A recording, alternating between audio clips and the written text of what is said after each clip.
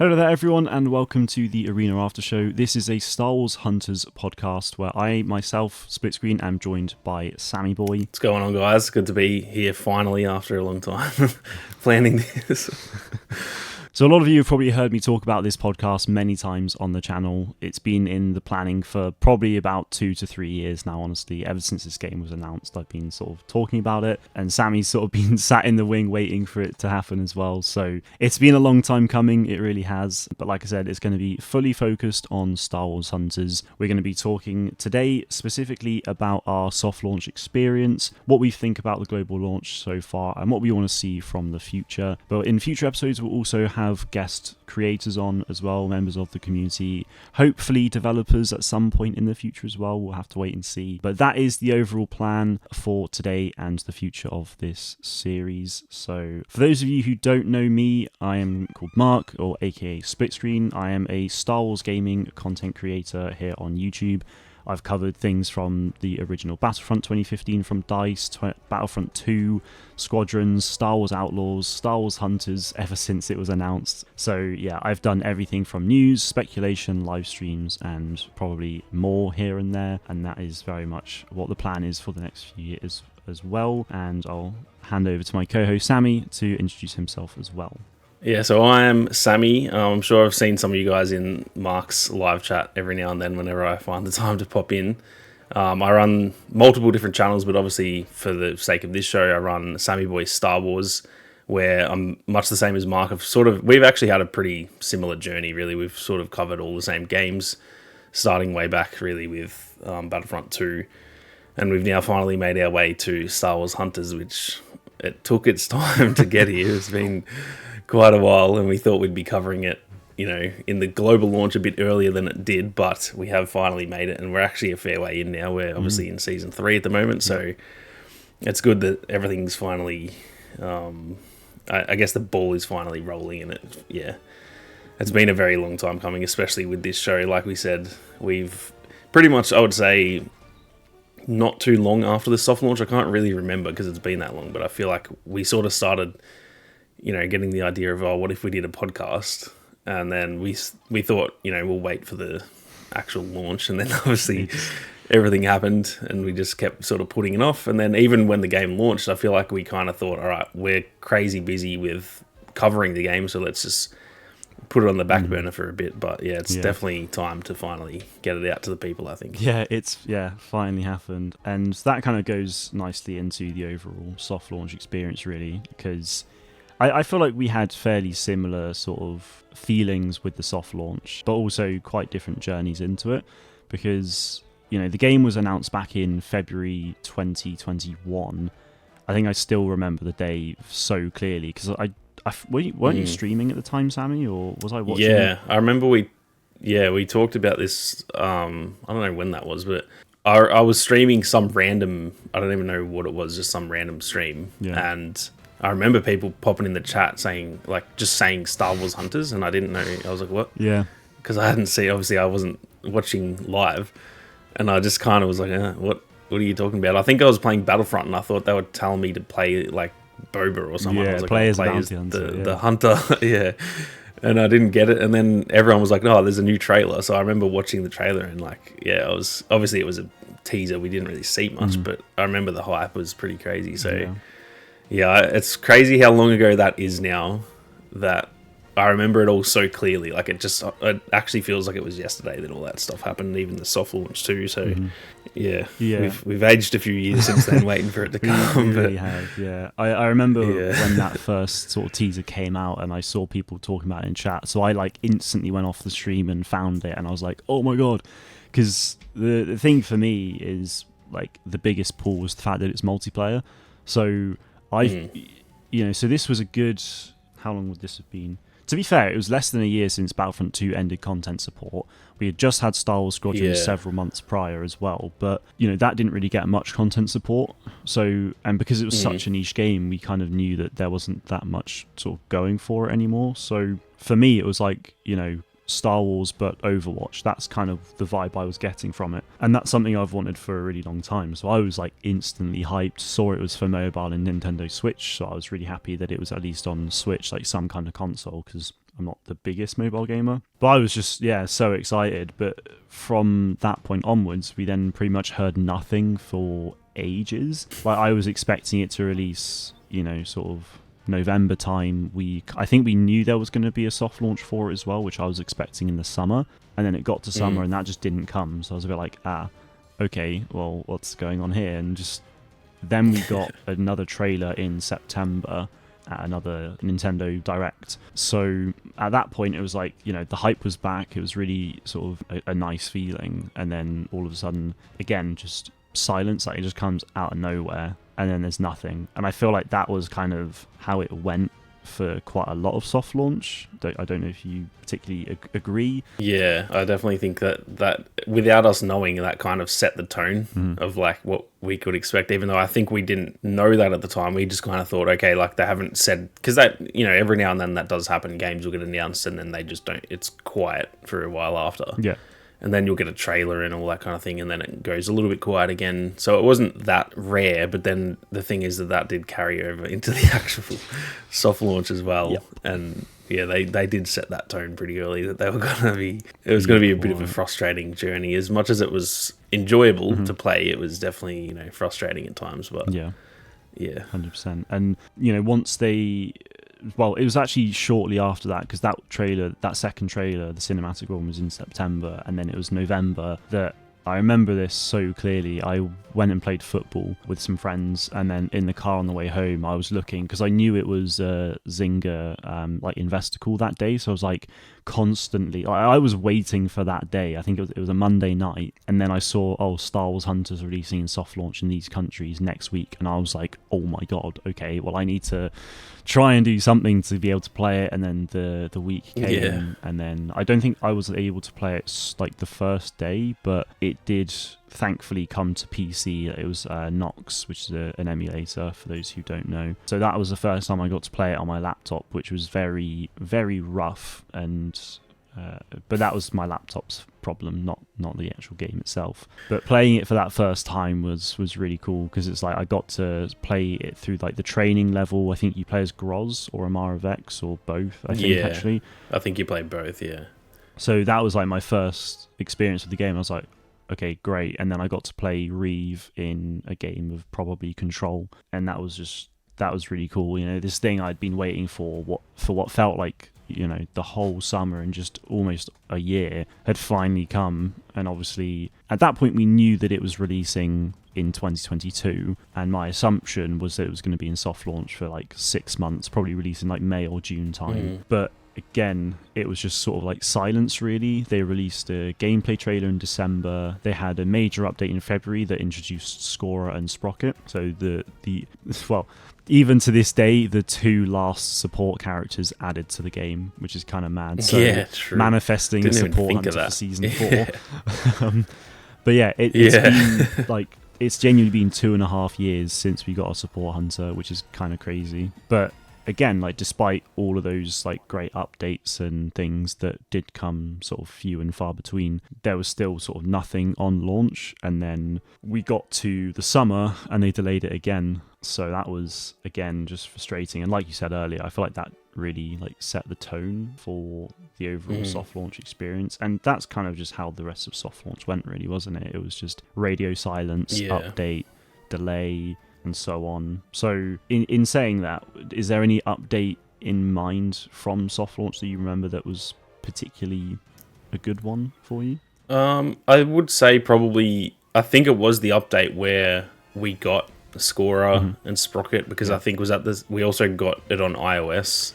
Yes, I think in that same update. Yeah, you're absolutely and I'm right. pretty sure, I could be wrong, but I'm pretty sure we got Hutball, because I remember, unless that was a later update. No, because I remember playing on that ridge map with Scorer. Yeah. I was super hyped, because it was like finally we got something, and it was actually a really good update. We got 2 hunters and a whole new mode and everything. Yeah. Multiple different maps. So yeah, that was probably the biggest. that was probably the one to me that just felt like, okay, the ball's finally rolling. Like, that was still at the point when I think we had a lot of hope it was going to be launching fairly soon. Yeah. Like you said, I kind of thought, okay, it's soft launched in November, so yeah, maybe they aim for May the 4th for an actual launch or something like that. And, this one was in February, so it was kind of like, all right, we're probably only 2 to 3 months away at this point. And then from there, we just heard nothing. I feel like the next update wasn't for like months and months after that. Yeah. And as good as the content was that we got, because at the time especially, Scorer was pretty much my main. I really enjoyed Sprocket too, and we definitely needed, we only had Zaina as a support hunter before that. Yeah, you're right. So it really changed up the game quite a bit, as well as, Hutball was just awesome, and I'm still to this day annoyed that it's not like a permanent mode in this game. Yeah, they forced it out a few more times. I think they're bringing it a little bit more regularly now, but yeah, I'm still surprised it's not a full-time mode, but season 4. It's a little bit frustrating that hasn't been. I know that we'll eventually get it, but that and Escort to me are the 2 best modes in the game, and it's annoying that we've had a chance to play them, and most people haven't, because they at least Escort, it just hasn't been in the game at all. So we kind of know the gold mine that they're sitting on there, and to me that I could just play Escort forever. That mode is so much fun. And it's something that we need to get. But anyway, that update, that was to me the update that kind of gave me even more hope, because obviously the soft launch had only been 3 months before, so it wasn't crazy. It wasn't a massive amount of time that we hadn't got anything. But then from there, that's probably where the frustration started to come in. I would say 2 months maybe after that update was when I started to be like, all right, when are we going to hear something? And we sort of just didn't hear anything for a while. I think we got another update that year that was maybe a couple extra Escort maps. I want to say what's the one with the freaking... there was Gorax Hunt, I think. Yeah, I think that's the one I'm thinking of. See, I'm pretty sure that was in the Hutball update with Score and Sprocket. Oh, was it? I think so. Oh, it might have been. I think it actually, After that was a massive update, wasn't it? It was huge. That was easily the biggest one of soft launch, and I think...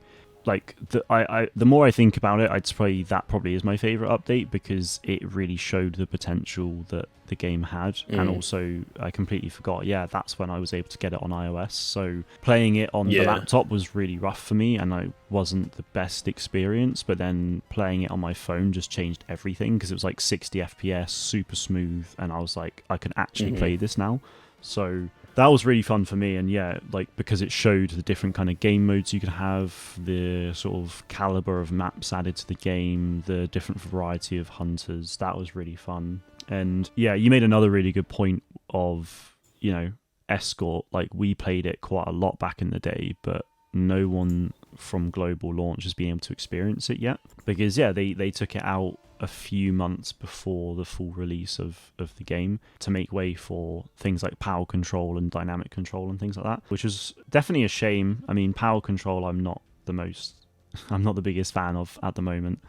Dynamic control is my favorite in the game right now, but I really want to see Escort back, even if they just bring it limited time to see overall reception just once or twice and then bring it full. I'd take that. I just want to see it back, because what I really loved about Escort was the fact that it started in one planet and ended in another. Because most Escort maps in other games, it's a very common game mode. You see it in things like Overwatch, and even Star Wars Battlefront 2 had Escort as well. And they're all obviously fixed on one sort of main location and planet or whatever. So I really liked that they did that in Hunters, the fact that it started on one and went to another. I really want to see Escort back soon with more maps, and I think we might see that, because in the launch trailer for the game, there was, in that opening shot where the ship opens up to the big sort of view of the arenas and things, there was the Vader's Castle map teaser, and then just north of it there was a Hoth and Mustafar map in the same arena. So I'm hoping that is going to happen, because obviously we've now had a Hoth map in season 3, so fingers crossed for that, because that was a really fun mode, and I definitely want to see that back.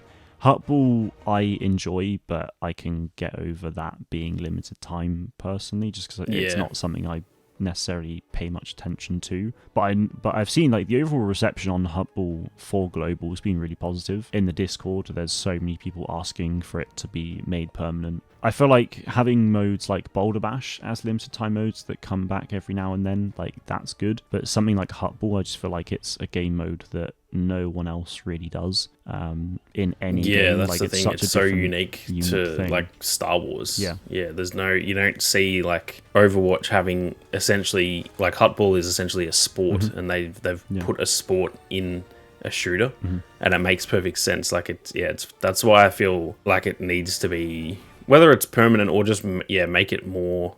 My issue with the limited time mode element is that they just do it for like 2 days, and it's usually like a Thursday. Yeah. Like if you're gonna do it for a week, or do it for like Thursday to Monday morning or something like that. 100%. When it's so short, there's been multiple of them now. I've only actually been able to play it, I want to say, one good session, and I think I played on another limited time mode. I think I played like literally 2 games since the actual launch. So I've only probably played less than 10 games of it, and that's kind of my issue. A bit of a shame, really. Yeah. Yeah. Just mostly because we're so in need of like a bit of extra content that we know how good Huttball, and I think especially Escort. Like Escort is the mode that should be the marquee mode for this game, in my opinion. It should be the number one focus, and I'm sure they're still just working on it and trying to get it balanced and improved. And if it comes out better than it was, then I'm not going to complain. But I think it felt ready. That's the thing. It was playable in November 2021, so it's kind of like I don't know. It just feels ready. And I do kind of feel like maybe Season 4 is the time for it. I don't know if I'm getting my hopes up a bit, but it does feel like that's going to be a season where they start to slowly ramp things up a little bit. So 100%, yeah. We'll have to see how it goes. I'm gonna hold you to that comment in for a little bit later. You made a really good point there about feeling ready to go, sort of thing, regarding Escort, but I feel like that actually sums up the soft launch experience really well. The game felt ready to launch essentially the whole time. Like if Hunters launched as it did in soft launch, it wouldn't have been a huge amount of content, but it's one of those things that I personally would have, like, if they maybe had a couple of more maps, I would have actually been happy with that. And they can just release it small and just like expand over time, which maybe isn't, it's kind of one of those things. It's perception, really. Some people might find that absolutely acceptable, like myself. Other people might be like, what the hell, this is like absolutely nothing, like there's not a lot of content here, so I'm not going to play it. And at that point, it's obviously bad for the game, and maybe it would be a short-lived thing. But every single update the game got, it just felt more and more ready to go. And obviously with soft launch, it's all about testing systems, and they did test quite a lot of things. I mean, there was loadouts for abilities that was in the game. I think it may not have been there at launch right away, or maybe it was, I can't remember now, but that was in the game for a while. I think it was, because I remember like grinding a lot in the first like weeks of it, trying to like, because we had to unlock the hunters, and then we also, I think you spent credits on, or there was that other currency. You remember? There was like a hunter. Yeah, there was an ability, like a purple ability chip one, or are you on about hunter tokens?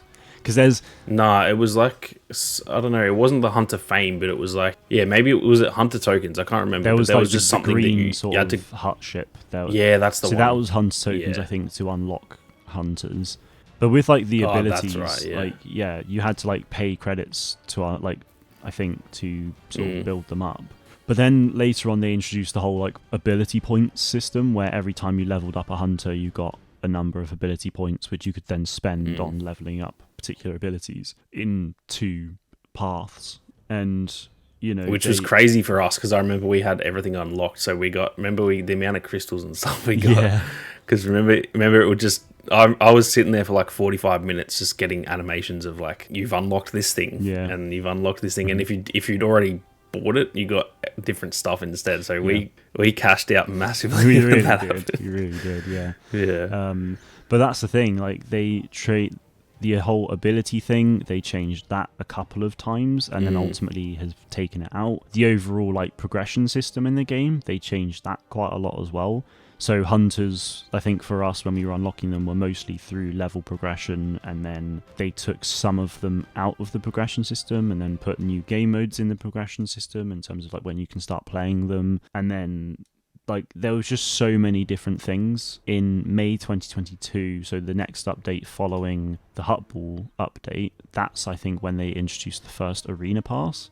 And these were only like 4-week arena passes with 40 tiers, and they did a couple of those. And then about a year later, that's when they started to go to like bigger arena passes, so like 70 to 80 tiers long, like double the length of time. So it was, or not quite double, but it was like, 60 days rather than 40. I feel like that was really interesting, like being a part of that whole like testing environment. I found definitely enjoyable, but the lack of communication was obviously frustrating. Seeing a lot of people on social media be like, is this like, because it's one of those things, like so many people would see the game getting an update and they'd be like, oh, when are you releasing? Like, oh, why can't you release it now? Like, oh, I can't believe I'm missing out on all this stuff. And it's just like, well, sure, okay, they're missing out on playing the game now, but like they weren't necessarily missing out on content, because a lot of content that was in like arena passes have now come back through the stores, through quests. Already during the game's global launch, we've seen content from previous arena passes come into the new arena pass and things. So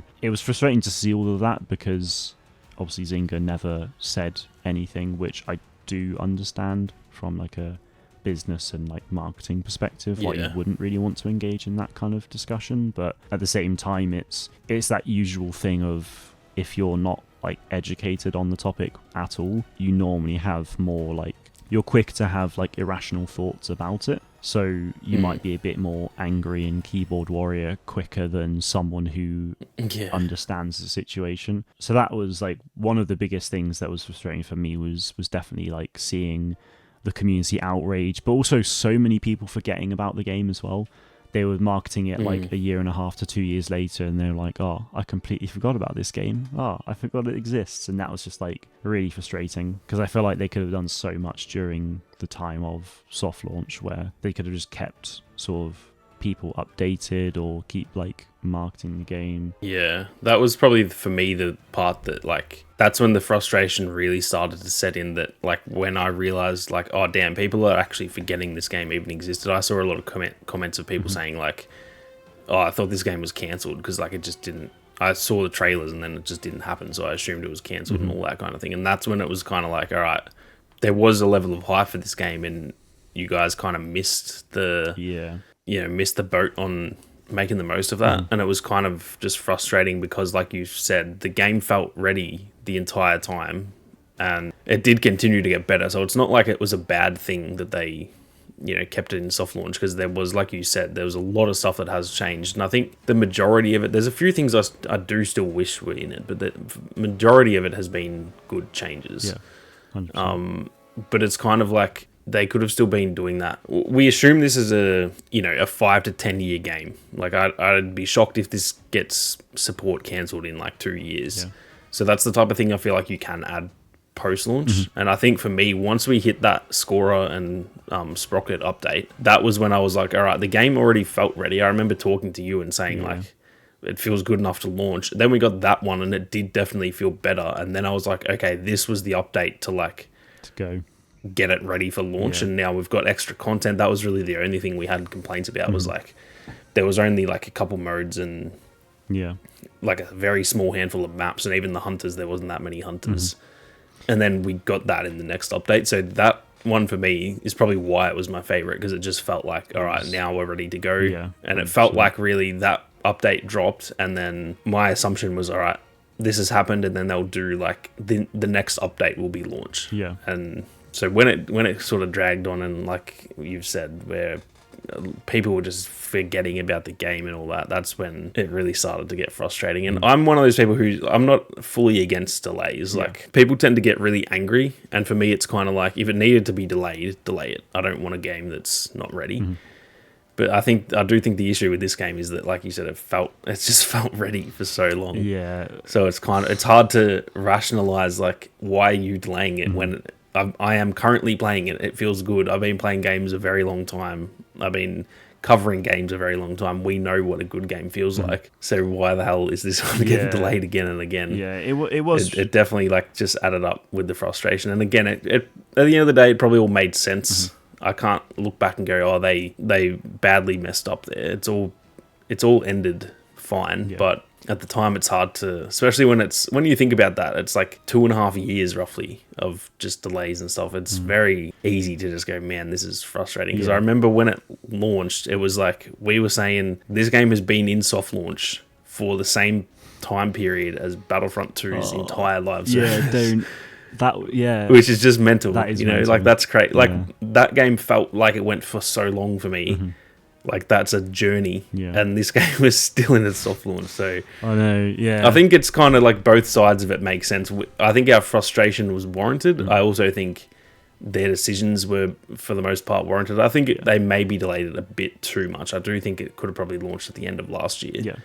But then that being said, like the longer they've delayed it, that means they've got more content in their back pocket and all that kind of thing. Mm-hmm. So there are positives to it, and it's gone smoothly since launch, really. So I think in hindsight, I can't look back and go, oh, they've badly messed up there. I just feel like it was frustrating at the time, but it's finally here, and I'm not going to... It's not the type of thing I'm going to dwell on. If that makes sense. No, absolutely, and that whole it was a frustrating soft launch journey, but like the fact that we are here now with the game out is just such a good feeling. And I think for me, I started to really know that they were getting ready to go for launch. I feel like it was sort of mid last year, mid 23, because they released Diago and like a big arena pass there, and then like shortly after that, a couple of months later, they then released Char with an arena pass for him. At that point, I think there was a pretty long gap between the Char update, because that was September 23. We then didn't get another big update until January 2024. So it was a pretty significant gap, because normally they'd been doing it in like 3 months sort of chunks, where they release an update, 3 months later they'll do another one. That was the pattern for a good year and a half, I think. But then January they redid the Diago Arena Pass, but they then introduced like dynamic control, I think, or power control. And then as soon as that Arena Pass ended, there was only, instead of being like a whole 4-month wait, there was only like 1 month after that Arena Pass ended. Because that's the thing that we have now. It's like as soon as an Arena Pass ends, that's the end of the season, the new one starts, which is the same as like any game. But during soft launch, we did have to wait a long time, and we actually were left with teasers in-game. So I remember at the end of November, they had like a stupidly long wait time on something in the store, and I think it was me. It was either me or someone else, or it was a couple of us. We speculated that the date that they had for that really long time was like essentially a countdown to the next update, because it ended on a Tuesday, which is always when they do the updates. So we were like, okay, well, let's wait and see how it is. And as soon as that day came, they updated it, added redid Diago, added power control or dynamic control, big new season, whatever. They added Vandal Rail Yard as a map, I think, as well. And then when that update dropped, I don't know if you remember me saying, but as soon as that did, there was another thing in the store, which was a stupidly long time. And again, it was about a month after the Arena Pass sort of ended. And this was now, I think, March 26th or something like that. It was another Tuesday. And I was like, okay, well, given what has just happened, this is probably going to be like another update. So this was like the shortest gap between updates, and then it was like a Reeve Arena Pass with content based on like all sorts, really. We got like the Starkiller skin, some the Darth Maul skin, some really cool like prequel era stuff. And then even with that, they then had another countdown there, which I think went to, I want to say it went to some point in May. So we were like, okay, well, it's probably releasing in May. But then ultimately it released June 4th, which we found out at the end of April, thank God. Yeah. So yeah, that sort of leads us nicely into like the overall sort of thoughts on global, which I want to start with the whole marketing side of it, because we've obviously just gone from like 2.5 years of not really having a huge amount of marketing, no real clear strategy involved with soft launch updates, which I do understand. But then overall, we got some trailers, more social posts and stuff like that. But I want to hear your thoughts on that first. What did you think? So from the end of April, when they first announced global launch, to the release, what was your overall thoughts on sort of how that happened? I think they initially did market it fairly well, and there was an amount of hype. It wasn't like crazy. I think a lot of people were still in that kind of, okay, well, this game's been delayed like for 2.5 years, so I don't know, it can't be that good kind of thing, which again, for us was frustrating because we've been playing the whole time, and it was like we were kind of like begging people to like. I was like, please listen to me. This Yeah. game is good. Like you don't want to miss it. I'm telling you. I'm not just saying it because it's a Star Wars game. I've been playing it. It's good, and I'm not just saying that. And that was also the frustrating part. Was like it almost felt like not just us, just any creator or anyone playing the game who was trying to talk to people who hadn't played it or just Star Wars fans that wanted a game but they hadn't really heard of it. It was like no one listened to us. It was like we were just talking to a brick wall sometimes, which is on one hand frustrating. On the other hand, I was kind of like, all right, well, you guys are missing out. I don't really give a shit if people play it or not. It doesn't matter to me. But I think that I think the lead up, I remember there was a good 3 or maybe even 4 to 5 different trailers in the lead up to launch.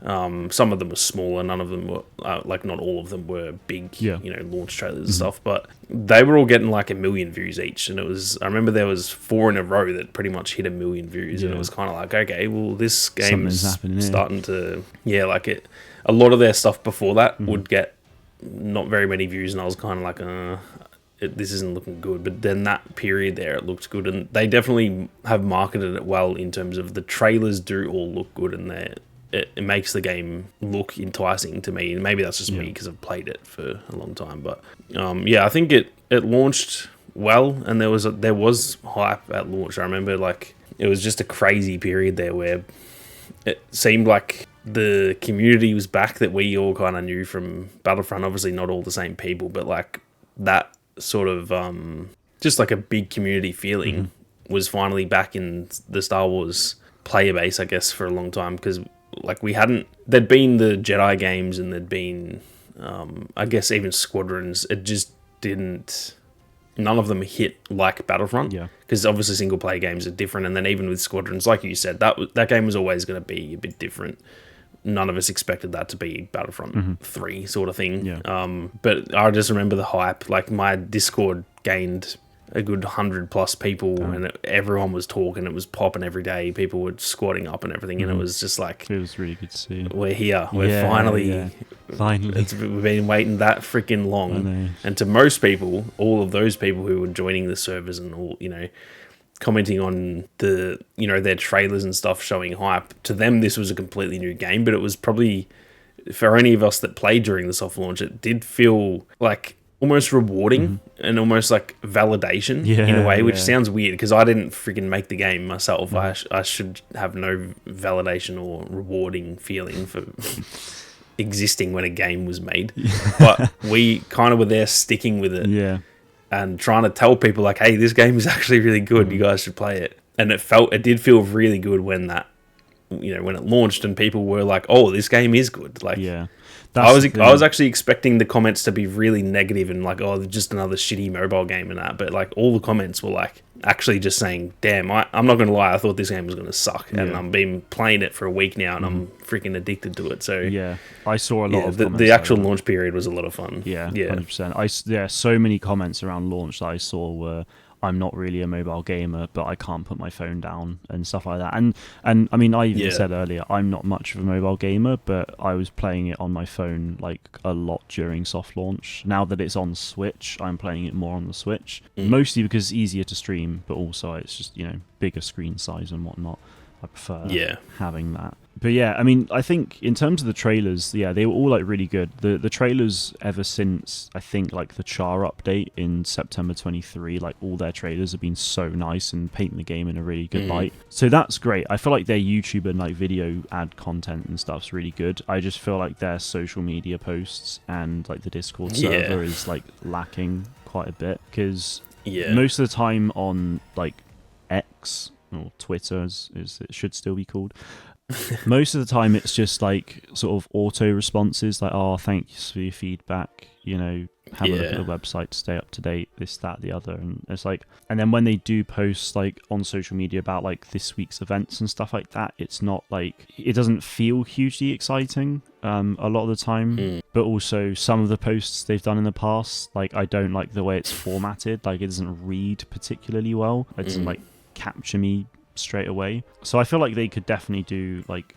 a better job on on socials like that. I feel like they could just be posting more content about it as well, because they maybe post, once a week for the event calendar and then at the start of a new season. But I feel like there's like stuff they could be doing mid-season that would improve their engagement overall. Just even if it was showcasing like a new store item that's not entered the store before as well. A bit like Fortnite. Fortnite do that as well. If a new item comes to the shop, they'll post about it. So every week they could be doing a store post and just being like, here's like a brand new bundle and stuff like that, or here's like a new skin that's like really exciting and stuff like that. There's so many things they could do there. As for the Discord, like, I think it has gotten slightly better, but it's still very rough around the edges. Like, there's no sort of like voice chats in there. A lot of sort of like botty corporate responses in terms of like feedback. So I feel like the Discord server is sort of like created by some third party like Discord management company somewhere, and like they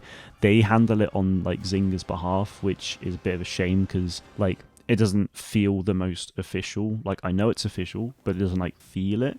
Yeah, we do now. The old one felt more, as in like the Reddit ones and the I forget what it was originally called, but the one that CeeLo ran, like that felt gone more now as well. Yeah, like it felt more official, even though it wasn't, and it was way more alive and stuff. There's lots of people talking in there, but like you said, it does all the stuff, all their interaction in the server just feels like I'm talking to freaking an AI. Like, it doesn't actually feel like these are human beings behind it. And I remember like the tweet that they did that you and I both roasted of like someone just tweeted about Vader's castle, nothing to do with hunters. Like, obviously it's I was going to say real location. God. Within Star Wars, we know it's a real location outside of the game. And they just thought it was talking about the game. Yeah. So they replied saying something like, yeah, that was one of the most wild things I have ever seen from like an official account. I've never seen. Really, that was like genuinely just baffling to me. Yeah, because it was early on in season 3, and the post was saying, "Oh, like we're glad to hear like your thoughts on Vader's castle. Like, unfortunately, it's not in the game at the moment. Like, we'll let you know when it's back soon." That was kind of the vibe of the post. I can't remember what it was now word for word, but it's just like Vader's castle was still in the game at the time of them posting that. Like, I played it on stream like the night that's before. The other thing is that like the actual initial tweet was nothing to do with it, but then the actual information they replied with was completely incorrect as well. And it's just and then I got a bunch of people who must have seen that, because in my comment section on YouTube, people were like, "Did you see that they've removed Vader's castle?" And I was like, I just pplayed it like 10 minutes ago, so I can assure you that they didn't. Absolutely have not. But it was all over Reddit as well. They like, people were concerned that it had disappeared and stuff, but it's just like that's not the case. So it's like whoever was running the Twitter account, it's just like what's going on there. It's like it doesn't feel like there's a huge amount of consistency with the Discord and the social media and stuff. So I really want to see improvements on there, like ASAP, to be honest. And I feel like, despite that, like, I could slate that side of it for ages, but the game itself, I feel like since Global's been a lot of fun. Obviously season 1 for new people to the game would obviously have been pretty great. There was like 13 hunters, I think, overall. Like 13 hunters, couple, 4 game modes. Ranked was there because that was introduced earlier this year. A new arena pass, like tons of quests and stuff to complete. And I feel like for launch players there was a lot. For us, it was just like a nice update, and I didn't feel like I needed to have a lot in there. So it was pretty much just, Aaron added to the game, new arena pass, new map, and that's like, some nice content. It's not a huge amount, but it was like a good amount of content. And for me, just the fact that it had gone global was enough, because it meant that like my community could start playing it, and everyone else around me in the game could actually start playing it and enjoying it together. And there was a real sense of community. It's like that Battlefront day, the Battlefront days had come back, but with a whole new group of people. There are so many creators who covered Battlefront who have not even touched hunters, which I'm quite surprised at, to be fair. But in saying that, there have been so many other new creators that have come out of it that I've gotten to know, and like they're awesome. So it's nice to see that a new game has released and that's sort of bred new creators into like the Star Wars gaming scene. So that for me was like enough with season 1. You know, I didn't like need to have a big update. And I was much the same. If they didn't add anything, just the fact that it went global was enough for me. Like I was just finally, like we've said, it was just like exciting to finally share. It sounds weird because, like, again, we didn't make the game, but it feels like we were involved in it because we'd been covering it for so long, and like we were almost like promoters of the game in a way, because we were playing it the whole time and talking about it, and it just felt fun to be able to like share that experience with other people, because then it was no longer just a small group of people. Realistically, in the soft launch, it was like you that I would talk to about the game. I didn't really know anyone else that was playing the soft launch. A couple of other creators, obviously, but like it was fun to just finally be able to say in my Discord server, like, hey, everyone, like, how are you liking Hunters? And I'd get 20 people replying, oh man, this is fun. Like, it was just fun to finally have some excitement back, and that was all I needed. Even if we didn't get Arental and stuff, like it would have been enough for me. So season 1 to me was probably the most memorable just because of that, just because we finally got to share it. 100%. Which, to be honest, it kind of just felt like it was never going to happen. At one point there, it was like, okay, this game's just never, it's just going to be in soft launch forever. Like, it was never going to launch. Yeah, it was kind of weird, but yeah, it was just so nice. And actually, it was just nice to have Aaron finally, because he was like the second or third hunter we ever saw for this game in that initial teaser back in February 2021. Yeah, the little hologram, wasn't he? Yeah, but like they was clearly saving him for global launch, because we had 4 hunters added during soft launch and they weren't him. So every time a new hunter came to the game, it's like, where's Aaron? Is Aaron next? Like, and then everyone's like, oh no, they must be saving him for global. And obviously they did, and it was nice. I feel like he was a bit underpowered. I think that was the general consensus anyway. He was a bit underpowered, but he was still a lot of fun to play, you know, with the jetpack dashing around and stuff. It was very different. Yeah. Which I really liked, and I'm glad they buffed him in season 2, because it just made him so much more viable. They buffed him again actually in season 3 with his flamethrower ability, but like now he's just genuinely actually a good pick at any point really, and he's just a lot of fun to play. So and I think that's kind of the way that they probably needed to do it for the first one anyway, because like with it being, you know, essentially paid hunters, it could have been a lot of drama at launch if he was just busted and he was easily the best in the game. Yeah. And it's the first impression for 90% of the players. And if everyone's kind of going, okay, this is how this game is going to go. They've got the new hunter, you've got to pay for him, and he's busted.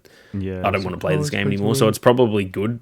Yeah, exactly. So it's probably good that it was a bit annoying that he was underwhelming, just because it was like, man, we've waited for so long to play him. Yeah. But it was probably the smart decision. And I think that since then, they've really done a good job of having... I mean, look, Pillbush is a little bit busted, but like, I think Chaos was really balanced. And even with Arental, he was slightly underwhelming, but he was viable. You could pick him and 100%. still dominate a game. It was just that there was a few areas of weakness. But yeah.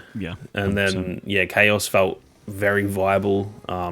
She wasn't the best in the game, but she also, I was using her in ranked and like doing well. So I think they've done a good job. And like, I think Pillbush isn't really broken. She's just mostly a little bit annoying, and I think like just a slight tweak will fix her. But even then, I don't think she's like overpowered or anything. So I mean, I think they've done a good job with that. 100%. Yeah, I mean, with Chaos, she just sort of like launched and just felt right. And actually, Chaos was teased initially like back in October or November, start of November last year, in like a Char behind the scenes trailer, I think it was. So we like, and actually Chaos, the graffiti for Chaos was actually in that first trailer as well. There was one that said Chaos Reigns. Oh, true.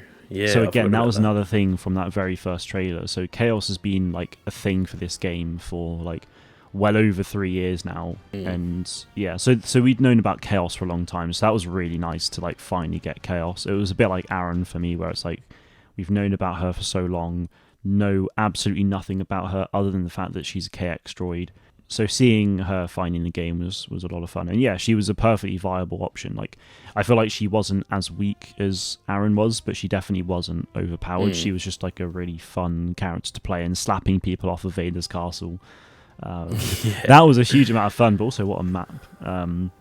Yeah, the maps they've added since launch. I'm not the biggest fan of Vespara Row, but I think Vader's Castle and Hoth Frontlines are like probably just easily my two favorite maps. So 100%. They've done a very good job there, and it's like if that's how it's going to go, if it seems like they're not going to just add like bad maps after that. It doesn't feel like they've used their best ones. It just feels like they're going to all be pretty solid. So being good, yeah. I mean, yeah, with Pillbush as well, going back to her real quick, is like, she's very strong, but she does have her weaknesses. Like, I've noticed that if you're a hunter that's like right up close to her, like it's very difficult to actually hit them because of the way her grenade works, the way it loops over and stuff like that. It does make it very difficult.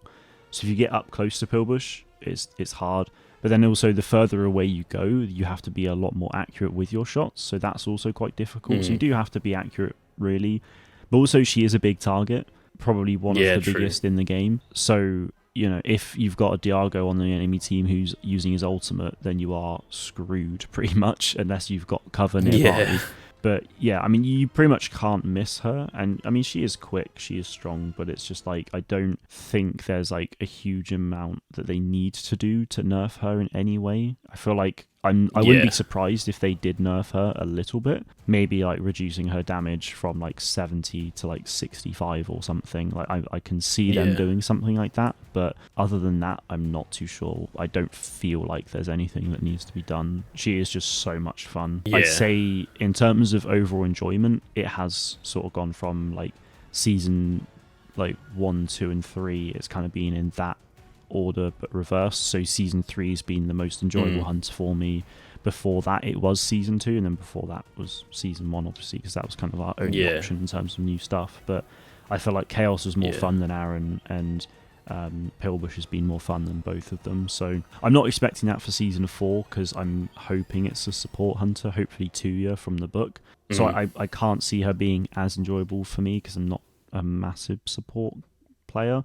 But yeah, I feel like the quality of the hunters has just been really good, like consistently. Like Scorer, Sprocket in soft launch were a lot of fun. Diago, when he was added, was great. Char was an absolute menace and just a lot of fun when he released last year as well. So I feel like they've just done a really good job with that. And then regarding maps, I feel like we're very much the same. Like Vesparo's fun, but I'm not like the biggest fan of it. It probably is like one of my least favorite maps. Yeah. And then Vader's Castle was easily my favorite when it launched, but then like Hoth Frontline came out, and that's like right up there as well. Like for me, they're pretty even, to be honest. Yeah, same.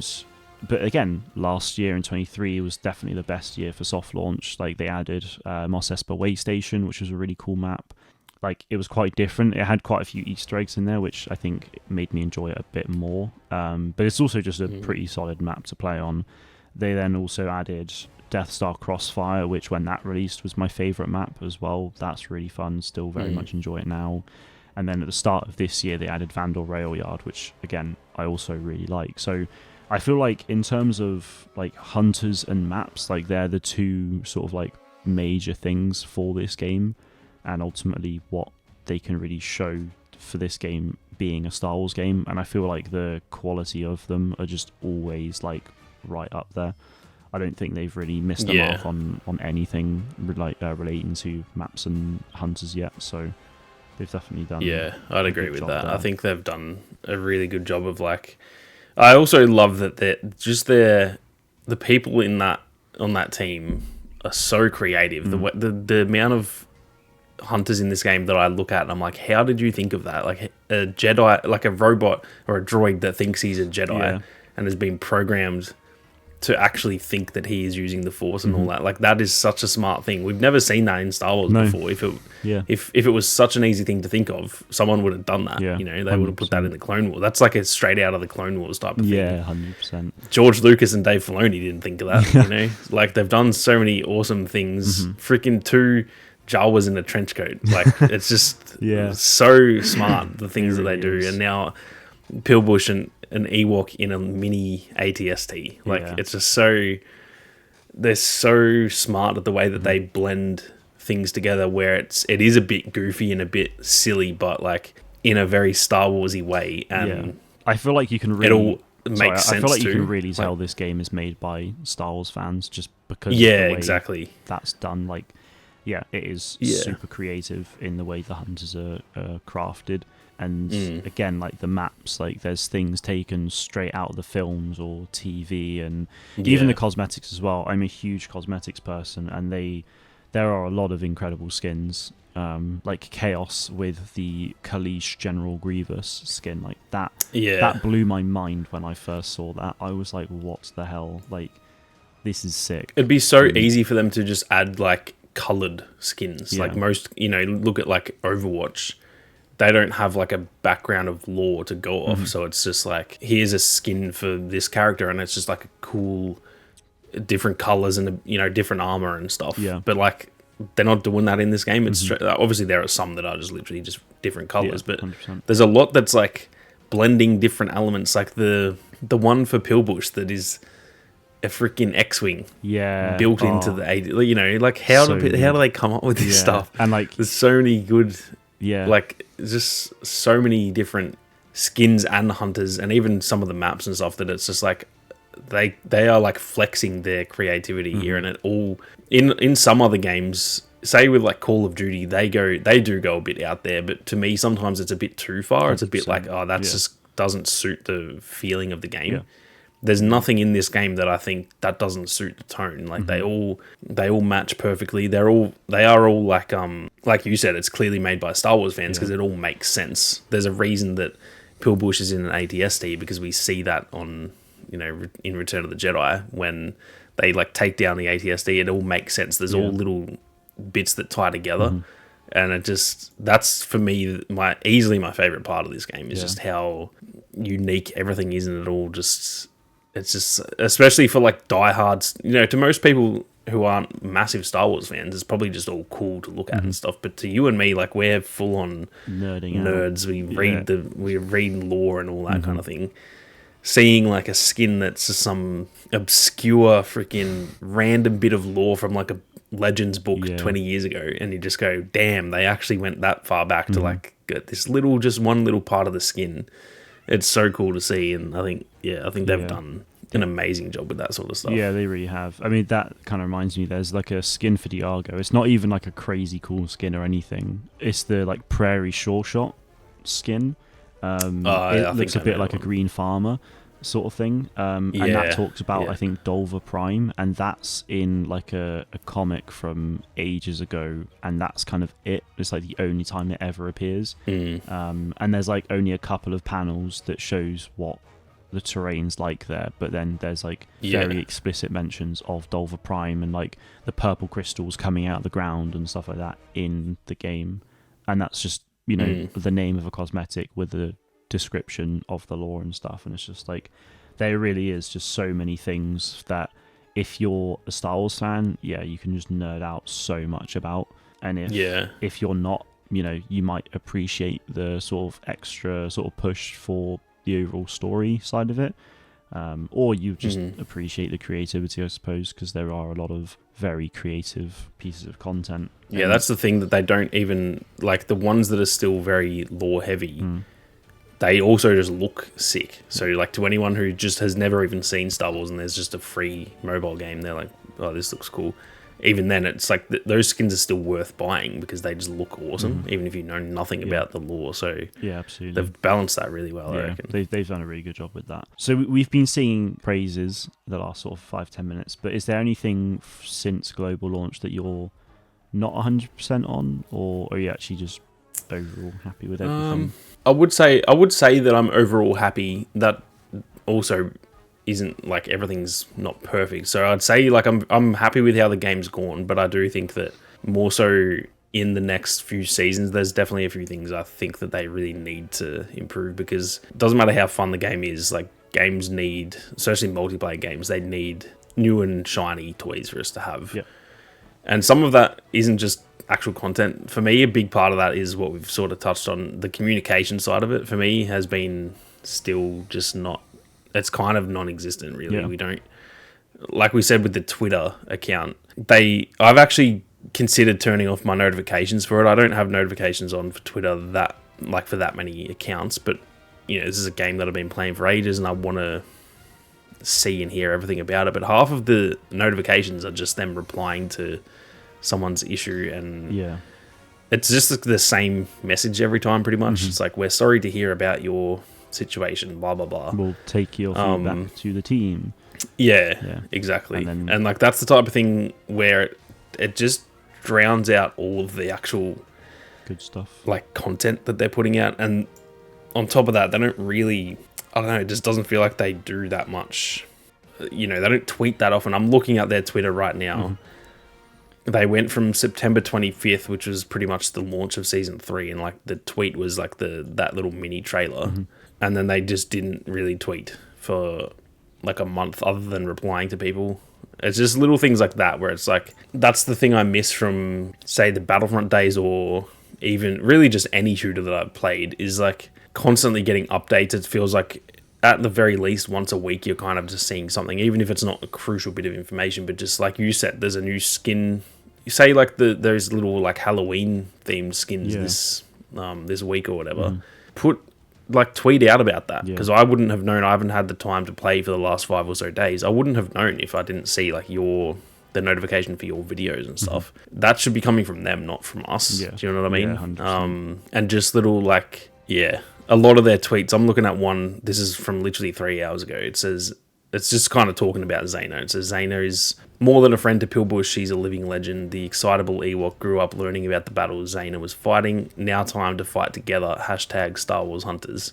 With just a picture of Zaina. And it's kind of like, what is, if that's like one, if they're tweeting every single day and they tweet like that, that's fine, because they've got to put, content out. But that's like the only actual tweet they've done in a good minute. So it's like, what actual information am I gaining from that? That's not, you're also not asking a question saying like, who's your favorite hunter in the game? It's something that I can reply to. There's not a lot. It's just a tweet engagement. It's just like they'll you know what I mean? It's just putting something out there. And it doesn't actually have any value to it, I guess. Which and it's not really a complaint if they just tweet things like that. I'm not gonna like.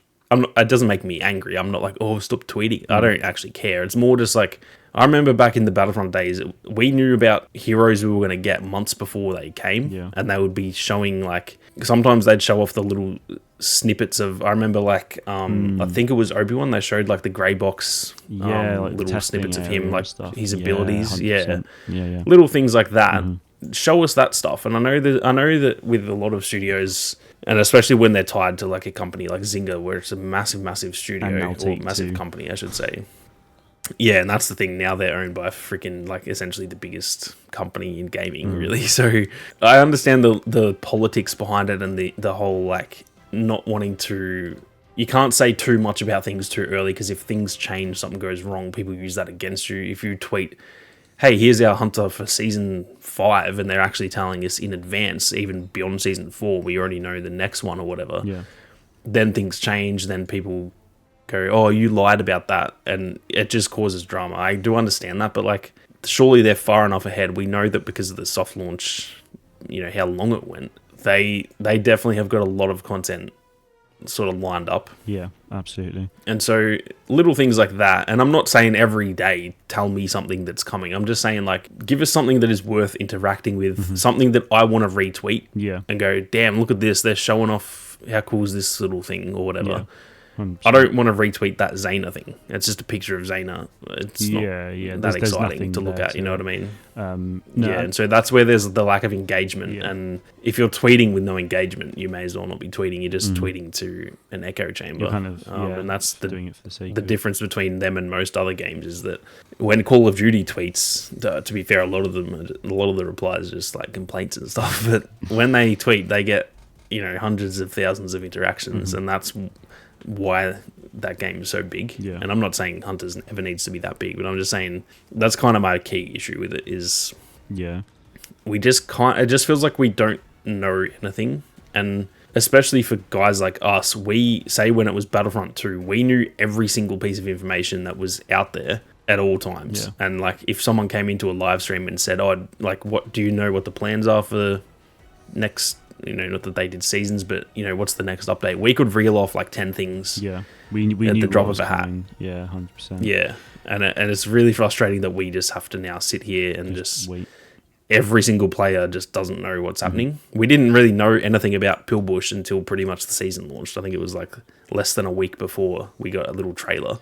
Yeah, I mean, and it's kind of like, okay, this is a bit annoying that we're not finding out. Like, tell me right now who the next hunter is, and we can start getting hyped for them. But yeah, Pillbush was a bit of an exception because of the Nintendo Direct, we actually knew about her like a whole month before she released. Yeah, but that's true. Actually, that was really good though, because like we got trailers for Pillbush like a couple of weeks before her launch and everything. Like we got information about her building up to season 3, and that was really, really good.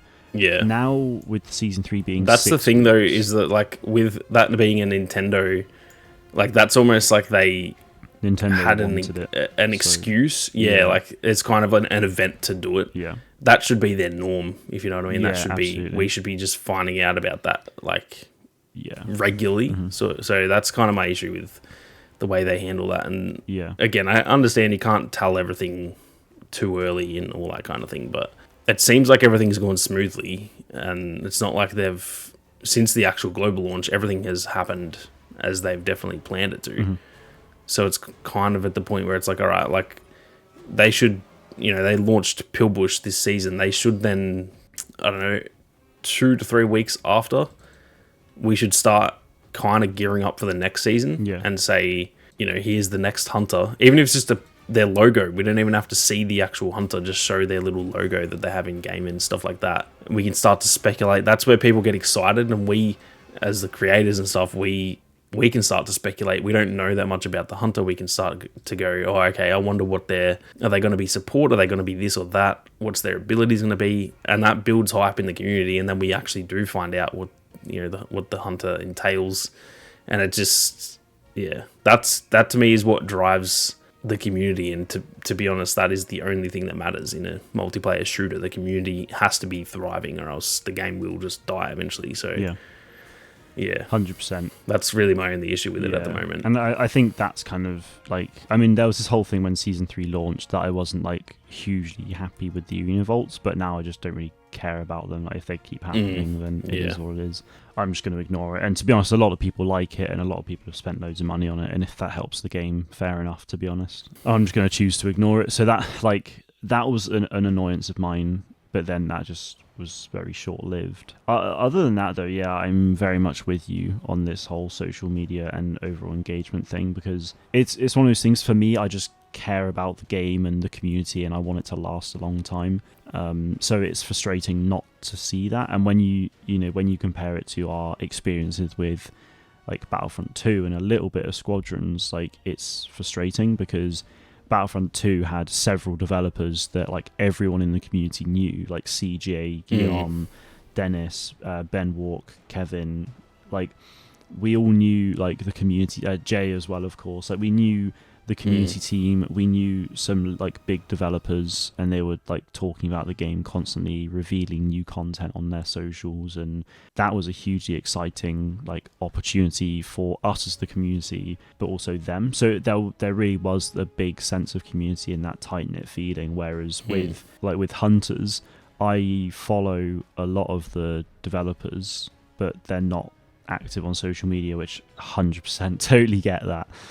But it's just a shame. It would almost, it would be nice if there were a few who were active, and like but it could easily just be one of those things that Zynga's like, don't post about the game sort of thing, don't talk about it, or for your own like safety and mental health, like don't go and display your presence, which in this day and age I totally appreciate. It's just hard not to compare it to what we had with Battlefront 2. And then with, in terms of the community team, obviously we've now got in the Discord, we've got Kaveri, who is, I believe, a stand-in community manager. So they're not like the actual full-time CM. They're part of like the marketing team. And Kaveri, for what they can do, has been doing a really good job, interacting where they can, answering questions and things, and like giving little teasers. So like we're recording this like about a week and a half before season 4 launches, And someone like yesterday asked, "Oh, when's the next hunter, or who's the next hunter going to be?" And they said, "Oh, we're working on some really cool stuff. Like, can't wait to share it soon," sort of thing. So little things like that are really fun, and it builds a lot of hype and speculation in the community. So I want to see more of that, but also just on other socials as well, because Discord at the moment is kind of the only place you can reach them. But then on Twitter and other social platforms, they're either very quiet, it's not very engaging, but then on Reddit, like, they're non-existent, like they're not on Reddit either. So it's like, I just want to see that, like, in terms of content for the overall game, like, I want to see consistent releases of hunters and maps and cosmetics and like arena passes like we have been getting the last few months. I want to see that, but then also I do want to see bigger features added now and again, so things like a PvE guild system maybe would be really cool, and then potentially some way to do some kind of like guild battles or something. I don't really know how that's going to work with like a real-time multiplayer, but stuff like that would be really fun. I just feel like if they just do map, hunter, arena pass and not much else, then it will go stale eventually. Season 3 was nice because they added, like, they improved the like hunter levels. So max level before was 25, which it has been for so long now. And then now all of a sudden you can go up to at least like 75, maybe beyond. I don't actually know what the max is, if there is even a max level. So if anyone does know, then obviously let us know. But that's really nice because there's so much more to grind for. There's the rewards for it all, which is really nice to see. So it's just overall, like, that for me has improved the game massively already. So I just want to see like regular sort of big updates to the game like that as well going forward. Yeah, that's the thing for me too, is really, that's my only complaint about the actual game. Obviously, I've had my gripes with the communication, but the thing with the communication too is I'm also kind of used to that because this isn't a 3-season thing. It's been happening since the soft launch, so it's not. I guess I can live without it if the game, as long as the game survives. That's my only concern with that, is that I don't want the excitement to die down if they're not communicating and stuff. But yeah, in terms of the game, I'm much the same as you. I think the content we get is all very good. We haven't got one piece of content that I'm like, nah, this is bad. This hunter sucks, or this map sucks, or whatever. Everything's been good. Even like I said, Vespara Row, I don't love that map, but when that was added in season 1, I don't go, oh, this is terrible. It was just kind of like, okay, well, this falls to the bottom of my list, but it's a good enough map. It's not like it's not some poor piece of content or anything. The hunters have all been good, and the arena passes are all good. All the skins and stuff are really good. So that stuff's good. It's just, to me, like you said, it's kind of like, it feels like we need one extra thing per season, whether that is a feature, whether that's some sort of event in the middle of the season that's like an actual, obviously they run events through the season, but like a kind of a bigger event. I don't know what that would necessarily be, but like something that keeps us engaged for like a longer period of time, that isn't just. My only issue with the quests and the events in this game is that a lot of them, it's for just like a sticker, they're not like massive credits, and I'm kind of like, okay, I'm not gonna bother. It doesn't hook me. It doesn't make me. I remember in season 1 there was that cool Arental skin with like the sort of ripped like rags and stuff on his side and all that. I was like, I need to get that skin. So I played that event the whole time until I'd finished it. That sort of stuff, but maybe even some bigger things where it's like maybe there's multiple skins per season, or whatever the case may be. And even like we've sort of said with like Escort and Hutball, add that in the middle of a season or something, so that there's something else to look forward to. Because it is a little bit like, okay, there's hype at the start of a season, and then realistically, I guess the Arena Pass does a little bit keep you hooked through the season. But to me, it's not always enough. I'm kind of, if I don't finish an Arena Pass, which I think I've finished them all so far, but if I don't, I'm not going to cry about it. It's not that big of a miss to me. So there just does feel like there needs to be one extra thing sort of in the middle of the season, which I don't know if they'll continue with this 6-week season sort of system, if they'll go back to more like 2 months where it's like 8-week system. I don't know what their plans are there.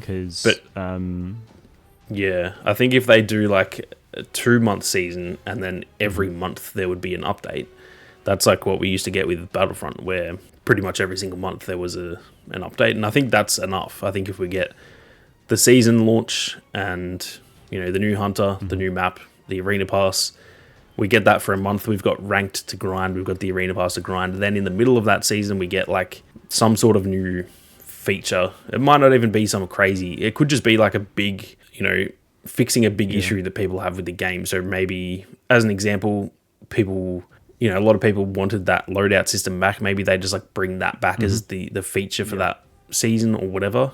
And then, a month later we get the next season. To me, that would be the perfect cadence of content.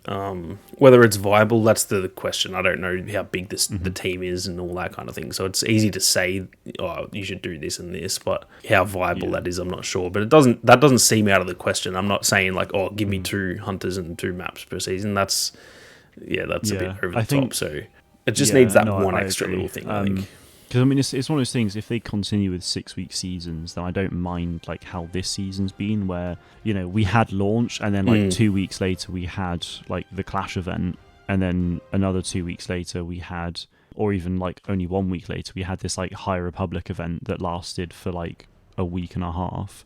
So there was like enough to keep me going there, and now we've got the like the sort of the Halloween event starting as well. So the fact that that's all happened and now the season's ending, that for me actually is like fine. That's been a really good like release state. But with like the 8-week seasons that we had for season 1 and 2, I did feel that after about sort of like 4 to 6 weeks, mostly week 6, that's where things started to dip off for me. So maybe that's why they've done 6-week season now, because they saw that trend already and were like, okay, well, let's react to that.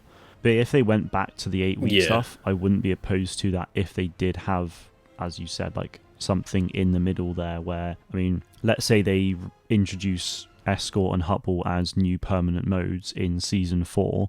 So we could have, or actually, well, let's say Season 4, we get like 2 years the new Hunter, a brand new map, and the Arena Pass is normal. But then in that sort of roadmap of the season, we find out that in the mid-season update, we get Escort back as a permanent mode with maybe it is just those 2 maps that we had at soft launch. So the Survivor Salvage, Endor to Hoth, and Gorax Hunt, so Tatooine to Endor. And then Season 5, we get new Hunter, and then we get a new map for Escort. And then mid-season, that's when we get a new map for like the other game modes. So because I feel like if they add Hutball and Escort back as permanent modes, because they use maps that are different to the other modes, it actually gives them like a decent amount of time to be able to hopefully produce content for that on a regular. I mean, because of how long soft launch was, I feel like they probably do have loads of maps and stuff ready to go almost, but obviously I could be completely wrong. But if they kind of did a cycle like that, that would be a lot of fun. But also, like new features being added to the game, and just make a big deal of mid-season, because I feel like that's something that Call of Duty does really well. Is they'll release a new season, because they actually have like the reloaded, exactly, and then sort of thing where it's like season 2 reloaded, and there'll be another weapon or whatever.